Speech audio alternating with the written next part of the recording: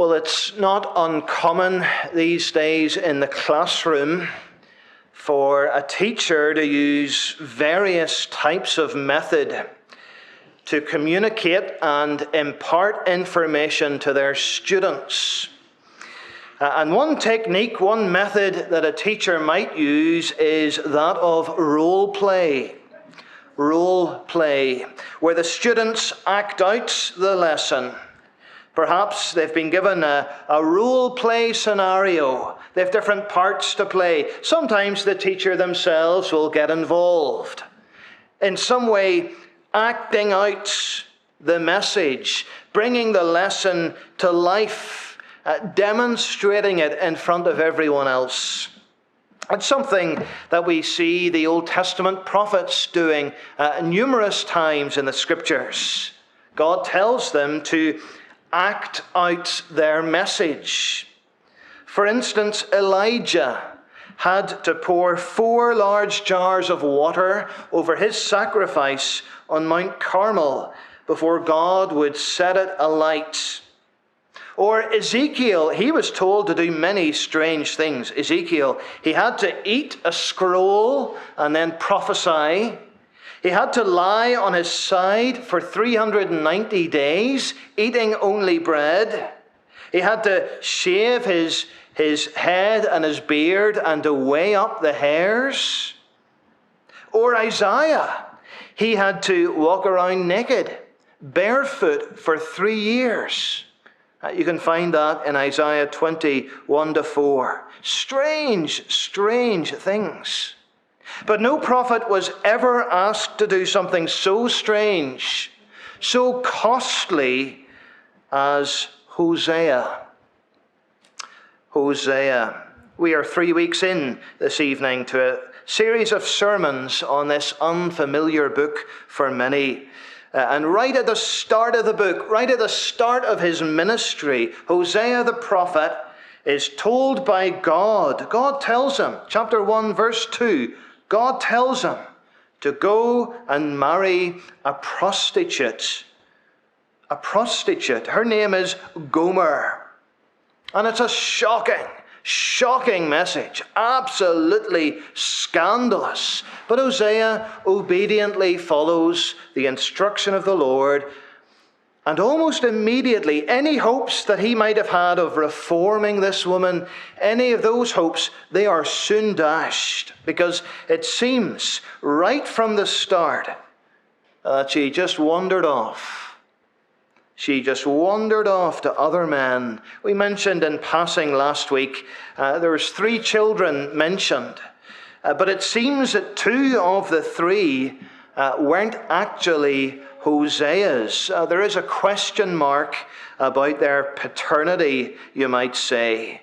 It seems that Gomer has gone off, fallen pregnant by other men. Hosea is left to hold things together. In chapter 1, the focus is on those 3 children. We looked at their names last week, names that symbolized judgments. God's patience was running thin with the people of Israel. Names that just sounded warning bells anywhere Hosea went. Now this evening, chapters 2 and 3, the focus sort of shifts from the children to the wife. They shift from the children to the mother, to Gomer. And the important thing we need to keep in our minds in this book is that what we read happening between Hosea and Gomer, it's essentially a miniature version of what's happening between God and Israel at that time. It's a miniature version of what's happening between God and Israel. And God is using this prophet, this family, this very odd marriage as a visual aid, as a role play scenario to bring the people to their senses.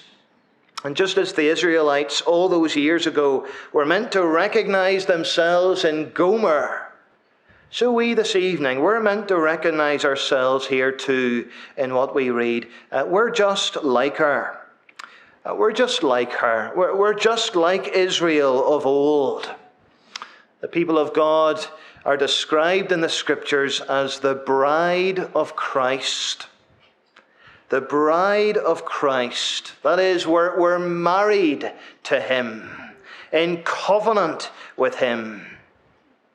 But just as in many marriages today, often things are not what they should be in our relationship with the Lord. Coldness has maybe crept in. Maybe an awkwardness has crept in between us and Christ. A distance. Maybe there's a silence.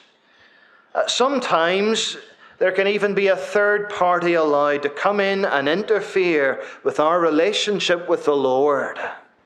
Other people, other things can come in and distract us, pull us away. And before we know it, our relationship with him isn't what it ought to be. And we are little better than Gomer. We're little better than Gomer. The question this evening is, how does God deal with that? What does God do with his wayward bride? Does he give up on us? Does he abandon us? What does he do when our relationship with him is far from what it should be? Well, as we'll see in these 2 chapters, the ever faithful God, he can wonderfully restore that relationship. He can wonderfully restore that relationship. Wayward relationships can be restored. 3 things to think of this evening to take us through these verses. Firstly, an unfaithful bride. An unfaithful bride. Essentially, this is verses 2 to 5 of chapter 2. And the passage begins in verse 2 with the words of an aggrieved husband to his children. And do pick up, he's speaking to his children here. Plead with your mother. Plead, for she's not my wife, I'm not her husband, that she put away her whoring from her face and her adultery from between her breasts. Now, it's never good when children get caught in the middle of an argument between their parents. Never good for children to get caught in that. Certainly not when it's this kind of argument. Hosea is speaking to his children and he gives them this message for their mother. Maybe he's just woken up. Maybe he's discovered an empty space in the bed next to him once again. Gomer has been off for the night again. And it's the last straw for Hosea. Plead with your mother, he says. That word plead conveys the sense of pleading that belongs in a law court. One translation puts it, bring charges against your mother, or contend with your mother, or even rebuke your mother. For she is not my wife. In other words, she's not behaving like my wife. The reality has gone out of our relationship. And the story is told, 4 and 5, verses 4 and 5. Some of these children aren't Hosea's. He speaks of them. They are children of whoredom. Their mother has played the whore. She who conceived them has acted shamefully. And to make things even worse, it seems that Gomer has run after other men because of gifts they've given her, presents they've given her. She said, end of verse 5, I'll go after my lovers who give me my bread, my water, my wool, my flax, my oil, and my drink. We can just imagine, we can hear Hosea saying these words. But as we go on in the chapter, we discover that there is a layer over above all this between Hosea and Gomer. The aggrieved husband here isn't just Hosea, but it's God as well. It's God as well. Verse 8, she did not know that it was I who gave her the grain, the wine, the oil, who lavished on her silver and gold, which they used for Baal. Baal was the Canaanite god of the day. The Canaanites, they lived in this land before the Israelites entered. And Baal was a fertility god. It was Baal, they thought, provided the harvest and the livestock and all their food, all the weather. And the Canaanites, they went up to high places to worship Baal. And there was all these shrines dotted around the countryside, and they bowed down, worshipping this false god. And tragically, the Israelites have become involved as well. God's people, who should have known better, who should have known their God was the only true God, the one who made the world, everything in it. That it was He who brought them out of Egypt, delivering them from slavery. They should have known that it was He who carried them through the wilderness. They should have known that ever since they've come into this land, it's He who has showered them with good thing after good thing. And they've forgotten Him. They've forgotten Him. Instead of acknowledging all He's done for them, they start thanking Baal. And just imagine the hurt that would have caused to the Lord who loved them so much. I do think that's one of the notes of this prophecy, that when we sin, we're not only breaking God's law, in a sense we're breaking God's heart. We're breaking God's heart. Our sin deeply grieves Him. That He's broken-hearted to find His covenant people being unfaithful again and again and again, wandering off from Him again and again. I think if we're honest, we know this spiritual unfaithfulness in our hearts, don't we? Letting a third party come in and interfere with our relationship with God. A rival that would threaten to take first place in our lives. Giving that priority slot to someone else, something else, when it should belong to the Lord alone. What it might be for you would vary for what it might be for others. It could be as simple as money, possessions, career. You could come and bow down before the Lord in church on a Sunday, and yet Monday to Friday bow down before the altar of money or ambition or possessions. Maybe it's the God of popularity. You just want to be in the in crowd. You want to be among the cool ones. And you worship other people. You're concerned about what they all think of you. Whatever it is that holds us back from trusting exclusively and primarily in the Lord. Obsessing about bank account. How much is in it? How little's in it? A boyfriend, a girlfriend, a car, a lack of a car, a house, a lack of a house, achievements, lack of achievements. Is it not true in all our different ways? We're just like Gomer. We're just like Israel, an unfaithful bride. Spiritual betrayal.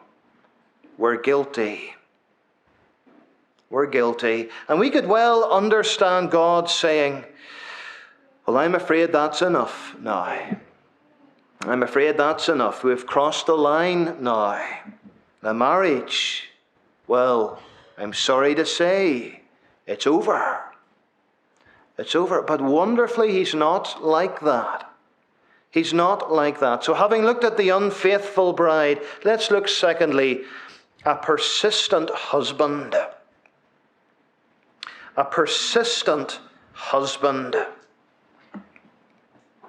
This is verses 6 to 14. 6 to 14. We have some hard words, verses 6 and 7, words of judgments. He speaks of hedging up her way with thorns, building a wall against her so that she can't find her paths. Words of judgment, but notice, God's judgment doesn't sever the relationship. It's actually the means God uses to restore the relationship.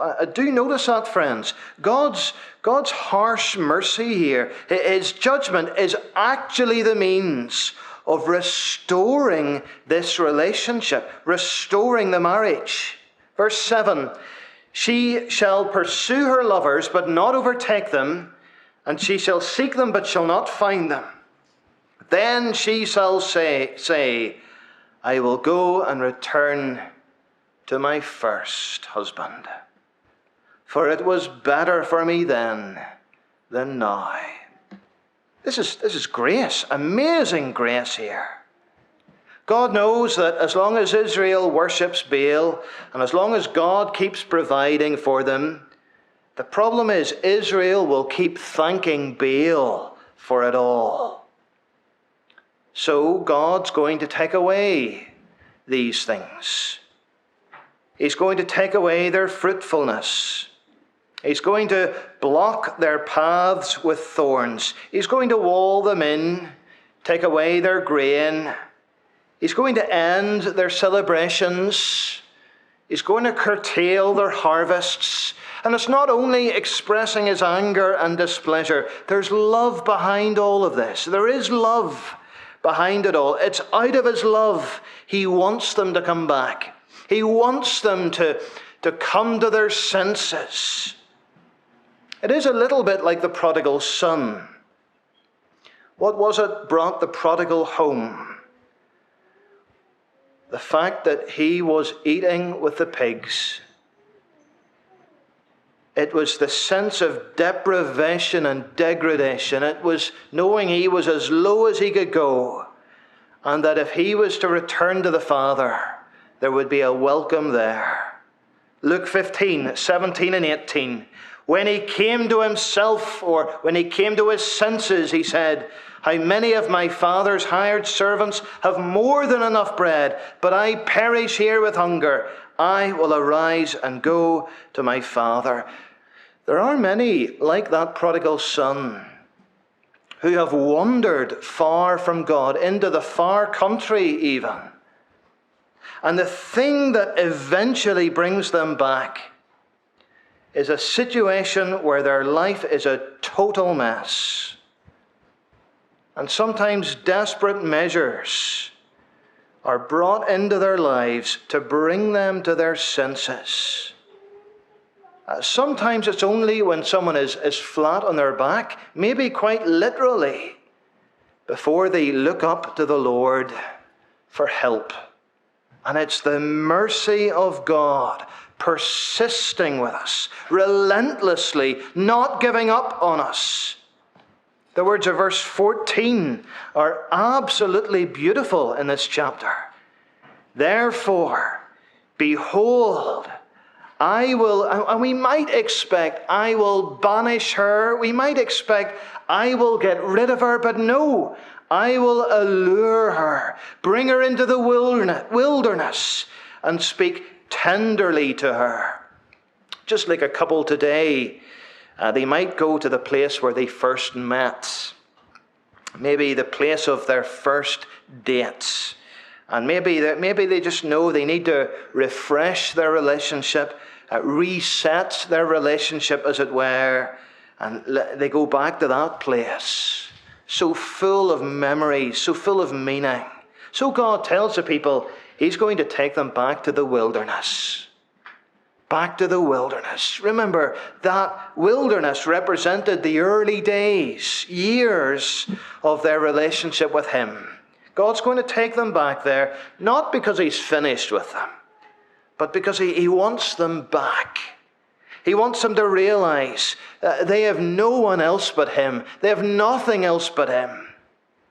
He wants them to say, in the words of verse 7, I will go and return to my first husband, for it was better for me then than now. Like the prodigal, I will go to my father. for it was better for me then than now. God hasn't changed today, you know, friends. This passage does seem obscure, but God has not changed. He's still the most persistent of husbands.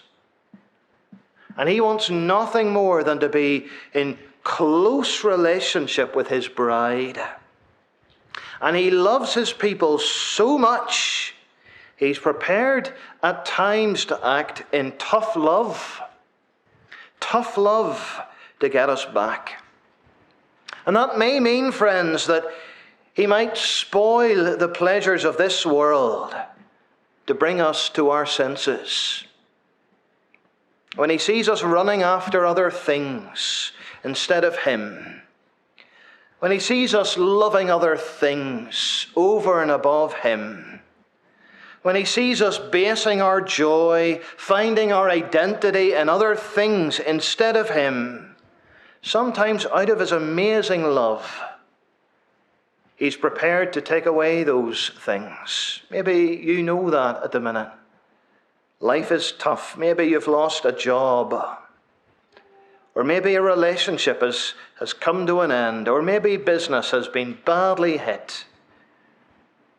Maybe you feel so frustrated.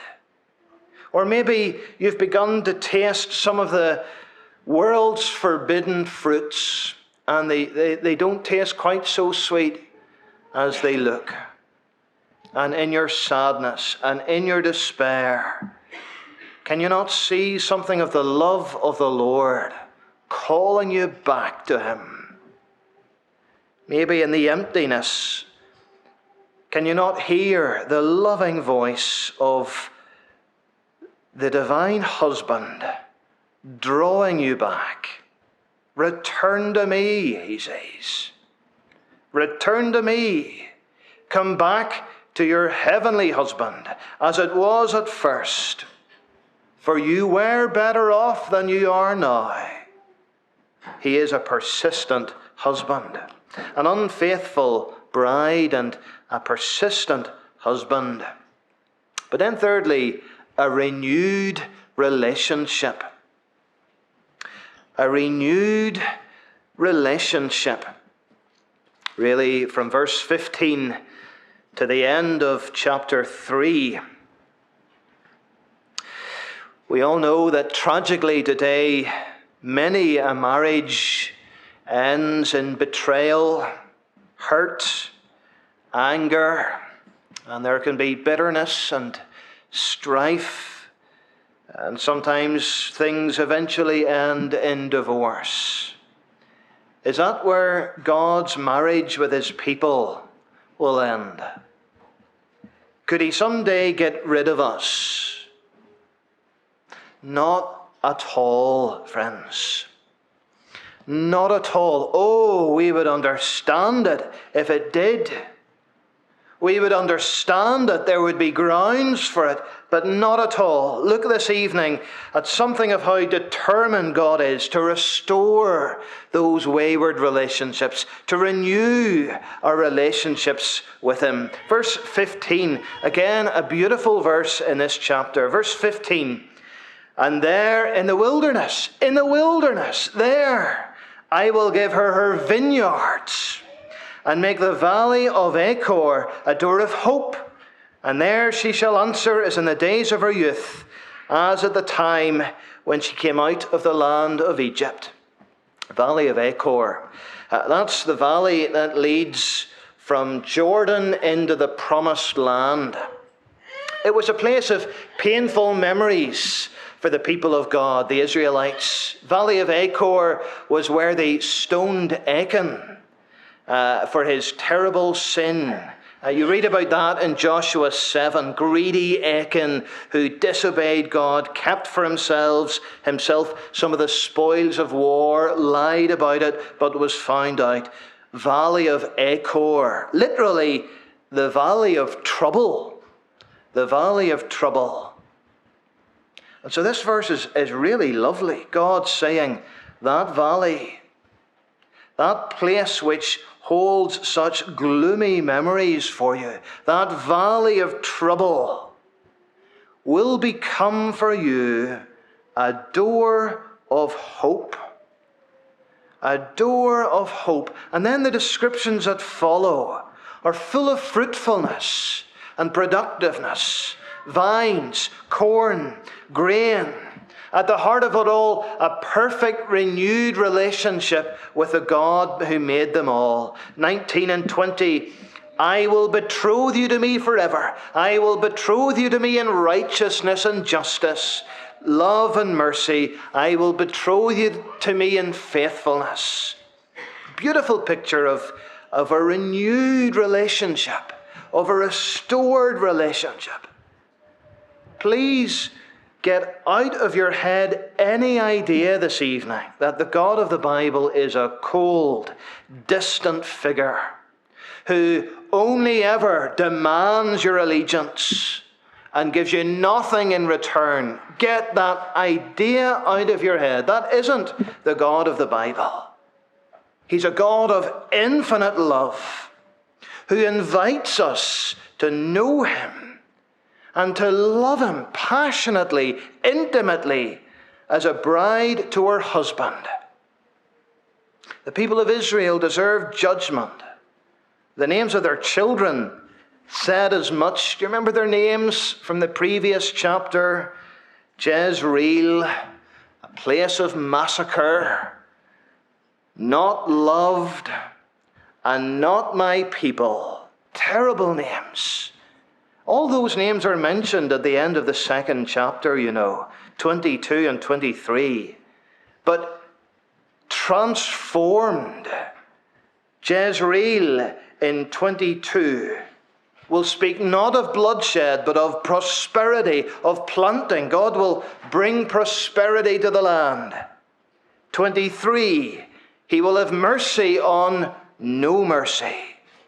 And he will say to not my people, you are my people.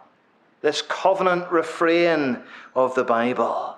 You are my people, I am your God. And the picture is one of a marriage perfectly restored, wonderfully renewed.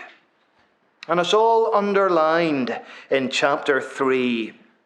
A little mini chapter, and the focus is on the marriage of Hosea and Gomer. You can notice there, verse 1, God says to Hosea to love his wife Gomer. Go again, love a woman who is loved by another man and is an adulteress, even as the Lord loves the children of Israel, though they turn to other gods and love cakes of raisins. Maybe you're wondering, the cakes of raisins. This is nothing against Fruit Loaf, by the way. Cakes of raisins. Raisin cakes were something they offered to Baal. They were an integral part of false worship, the worship of false gods. And Hosea is told to go and find his wife and to go and love his wife. He actually finds her, and we read verse 2. He had to pay money to get her back. She's in the slave market. Verse 2, 15 shekels of silver and 15 shekels worth of barley were to understand there. So in total, 30 shekels, the price of a slave. The indignity of it all. Hosea having to go to this slave market and to buy back his wife. What does this all mean? How are we to play this out in our lives? Well, maybe at a very literal level, there is a word to us in our relationships, a word to those of us here this evening who are married ourselves. And perhaps, if you're honest, you also, the intimacy has gone out of your marriage. Maybe there's been unfaithfulness. Maybe there's been hurt caused. Deep, deep hurt. Or maybe there's just a coldness has set in over the years. And you no longer really talk together. Like really talk. There's no longer any real affection. There's no longer that spark there once was. So easily a couple can get there and they can resign themselves to just continuing to live like it. Well, there's no point trying to change it now. If that's happened, if that's where your marriage is at this evening, it needn't be like that. It shouldn't be like that. And there is a word here of taking the initiative and going to your wife or going to your husband and loving them again. One translation of chapter 3, verse 1 puts it that way: go and love your wife again. Maybe there's a word to some husband this evening. Go and love your wife again. How did Hosea show his love to Gomer? Well, he had to go and pay a price and bring her back to the family home. There was a costliness to it. It was sacrificial. It seemed he had to gather everything. The way the money's described, he didn't just hand over 30 shekels, but it's 15 of this, a homer of this, a lethek of that. It seems he gathers everything he has to meet the price to buy her back. Making that kind of a step in your own marriage might be costly too. It might involve some degree of sacrifice. It might involve saying sorry first. It might involve a bit of hardship. But listen, has God not made sacrifice for us? Our Lord Jesus paid the ultimate price. In dying on the cross, he took the judgment for all our unfaithfulness, all our disobedience. We read, God made him who knew no sin to be sin for us, that we might be made the righteousness of God. That while we were yet sinners, Christ died for us. Like Gomer, we were hopeless, helpless, messed up. And he paid the price for our redemption, our freedom. That's the beauty of the gospel this evening. The redeeming love of Jesus. He has done everything necessary for us to be restored. So maybe you see yourself in this passage and you feel that you've wandered astray of late, that you've been drifting from the Lord, and you've cheated spiritually on him. But can you see too this evening, no matter where you are, what you've done, no matter how far you've sunk even, God's love goes deeper still. God's love goes deeper. Can you see this evening that there is a door of hope? A door of hope in the valley of trouble. A fresh start is possible. Maybe you're someone and you've never come to God and you don't know anything of this intimacy. You've never put your trust in Christ. You need to come. You need to come. You need to come to this door. Come to this door. Wasn't it Jesus himself who said, I am the door. I am the door. If anyone enters by me, he will be saved.